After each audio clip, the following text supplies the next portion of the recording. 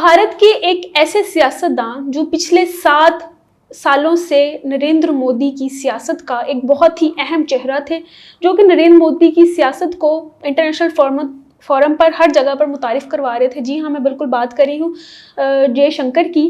लेकिन अब हालिया कुछ दिनों में हमने उनको नरेंद्र मोदी के साथ नहीं देखा। उनके नरेंद्र मोदी के साथ ना होने की क्या वजह है, इस पर हम यासिन रज़ा साहब बताएंगे कि ये क्या अंदर की खिचड़ी है। देखिए, खिचड़ी तो सोशल मीडिया एक ऐसी पका देता है कि जो ना आप सही तरह से खा सकते हैं और ना ही उसको किसी तरह से इग्नोर कर सकते हैं।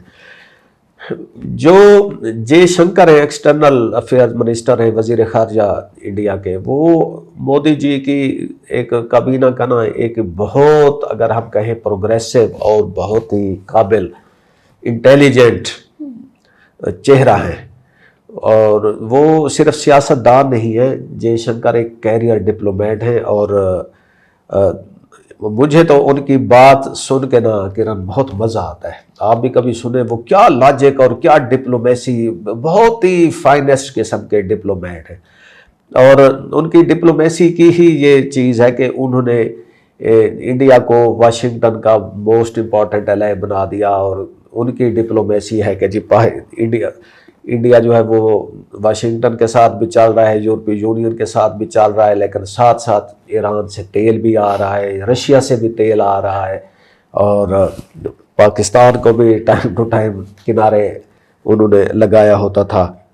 तो ये जनाब जयशंकर साहब, इस तरह की उनकी वो बात, इतनी अहमियत थी।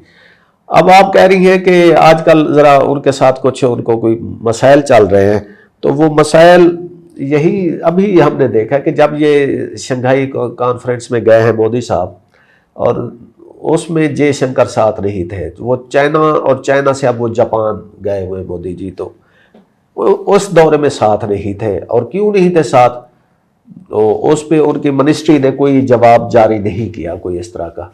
तो यहाँ से जो है ना वो बड़े सवालात जन्म ले रहे हैं। सर, ये सवालात की लिस्ट तो बहुत लंबी, लेकिन एक सवाल जो बहुत ज़्यादा मुझे लग रहा है कि वाकई पूछना चाहिए, वो ये है कि वो कह रहे हैं कि शायद उनकी सेहत उस तरह ठीक नहीं थी, इसलिए वो इनको ज्वाइन नहीं कर सके हैं। तो ये यहाँ यही बात है ना कि उनकी मिनिस्ट्री ने कोई इस पे बयान जारी नहीं किया। वो एक फॉर्मल सी स्टेटमेंट आ जाती है कि the minister is not feeling well, so he is not एक्कम्पनिंग।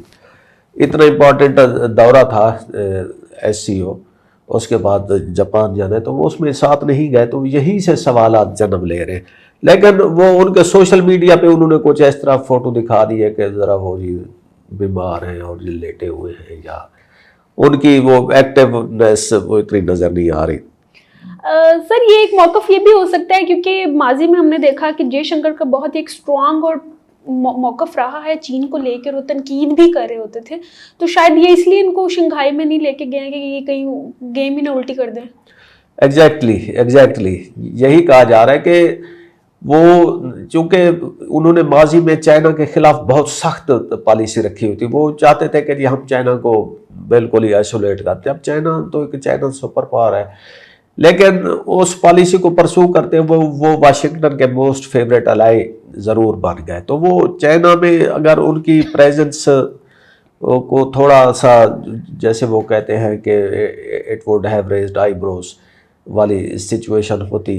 और चूँकि आजकल मोदी जी चाइना के साथ ज़्यादा जफ्फी डालने के चक्कर में हैं, तो उस सिलसिले में उनकी ये शायद कुछ सफारती मूव कही जा सकती है कि जी शंकर जी, आप रेस्ट करें, आपने सारे अपने जो अंडे थे वो वाशिंगटन की टोकरी में डाल दिए थे, वाशिंगटन से हमें 50% टैरिफ लग गया, तो ज़रा हम अपने हमसायों के साथ ही कोई सलाम दुआ कर लें।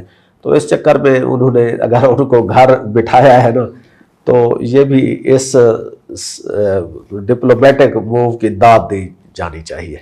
यानी कि आप कह रहे हैं कि जो जयशंकर का मोटिव था बेसिकली वो ये सिर्फ चाइना को इग्नोर करना था और सिर्फ अमेरिका के साथ ही डिप्लोमेसी करनी है, अमेरिका को लोचू पोचू करना है और अमेरिका के साथ ही रिश्ते करने हैं, बाकी सारी दुनिया से आइसोलेट हो जाने हैं। आप ये कहना चाह रहे हैं? देखिए, वो चाइना को बुरा भला कह के वाशिंगटन से अच्छी भली वो ले आते थे फेवर।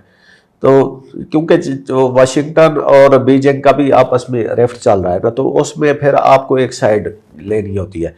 तो शंकर साहब ने बहुत अच्छी मूव ली اور وہ वाशिंगटन के बहुत फेवरेट एलाई बन गए. अब वो लॉन्ग टाइम नहीं चली, ट्रंप ने आके उनका पासा पलट दिया, तो अब इनको चाइना याद आ गया है. तो मुझे तो ये लग रहा है कि वैसे शंकर ने खुद कहा होगा कि जी यार ये जाए वो जरा उधर. सम टाइम होता है ना कि आप किसी दोस्त के घर या रिश्तेदार के घर जाए तो एक आध बंदे को बिठा के जाते हैं कि इसकी वजह से जाके ना वो उनको कोई पुराने जख्म पुराना फंडा याद आ जाएगा. तो मुझे लगता है ये शंकर साहब ने खुद अपने तौर पे ही इस चीज का इंतखाब किया है कि मैं रेस्ट कर रहा हूँ. यानी कि अगर जयशंकर साहब को हटाया गया है तो इसके पीछे इंडिया का मौकफ ये होगा कि वो अपनी जो फॉरेन अफेयर्स की पॉलिसी है उसको वो चाइना की तरफ अब टिल्ट कर रहा है. यानी कि चाइना वालों ने भी इस चीज को वो जरा फील किया होगा कि शंकर नहीं आ रहा, तो इसका मतलब है कि मोदी जी अब जरा हमारे साथ बैठना चाहते हैं. तो देखते हैं कि चाइना अब उनको कितना रेस्पॉन्ड करता है. इंडिया की फॉरेन पॉलिसी को ऐसा लगा आपने बहुत ही खुले डुले अंदाज में और बहुत ही आसान अल्फाज में समझा दिया है. आप किस बारे में कह रहे हैं हमें ज़रूर बताइए. और अपने जो हमारे व्यूअर्स हैं इंडिया में खासकर, देखें हम हमसाए हैं, हम आपकी पॉलिटिक्स को डिस्कस करते हैं और उसमें हम किसी को ऊंचा नीचा नहीं करते.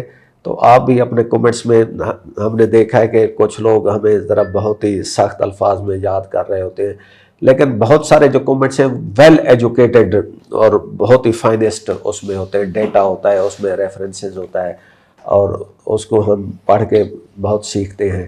तो आपसे गुजारिश है कि आप हमारे से इंटरेक्ट करें, लेकिन ज़रा अगर हमें थोड़ा सा अपना हमसाया समझकर या हमें सिर्फ तज्जिया निगार समझकर ही ट्रीट करें तो आपकी मेहरबानी. हम बिल्कुल इंडिया को हमेशा से अच्छा समझते और अपना दोस्त, बल्कि हम चाहते हैं कि अगर इंडिया और पाकिस्तान की दोस्ती उस तरह हो जाए तो ट्रेड और हर चीज़ों में हम पूरी दुनिया को मात दे सकते हैं.